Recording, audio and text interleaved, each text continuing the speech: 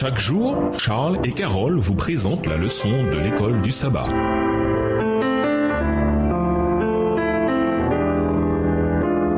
Bienvenue dans votre émission. Dieu nous parle. Ce passage, Michée 6, les versets 1 à 8, est l'un des plus importants de l'Ancien Testament. Comme Amos 5, le verset 24 et Osée 6, le verset 6, il résume le message des prophètes au 8e siècle. Ce texte s'ouvre sur un exemple frappant de procès de l'alliance dans lequel le prophète convoque le peuple pour entendre l'accusation que Yahvé porte contre lui. Les montagnes et les collines constituent le jury, car elles sont là depuis longtemps et ont été témoins de la façon dont Dieu a traité Israël. Plutôt que de l'accuser directement d'avoir rompu l'alliance, Dieu demande au peuple s'il a des accusations contre lui. Qu'ai-je fait? T'ai-je lassé? Face à l'injustice, certains des plus pauvres ont pu se fatiguer de bien faire. En raison de la possibilité de s'enrichir rapidement, certains propriétaires terriens se sont peut-être lassés de respecter les lois de l'Alliance. Extrait tiré du livre Word Biblical Commentary, Micah to Malachi, commentaire biblique Word de Michée à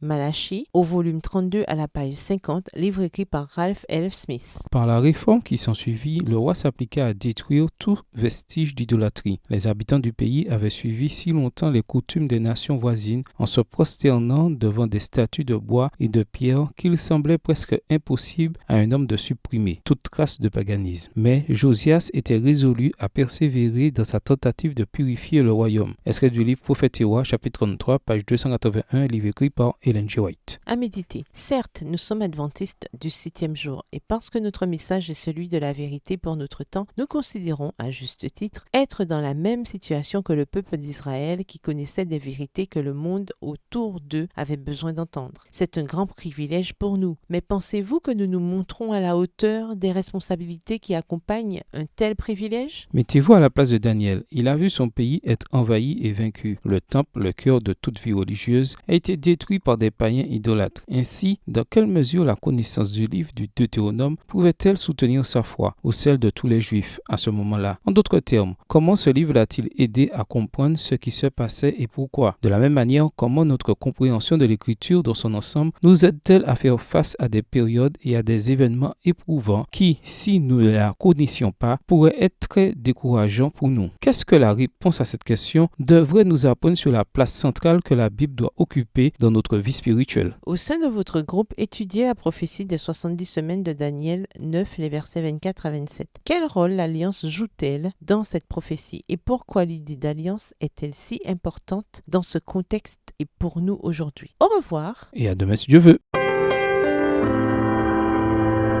Dieu nous parle. Chaque jour, Charles et Carole vous présentent la leçon de l'école du sabbat.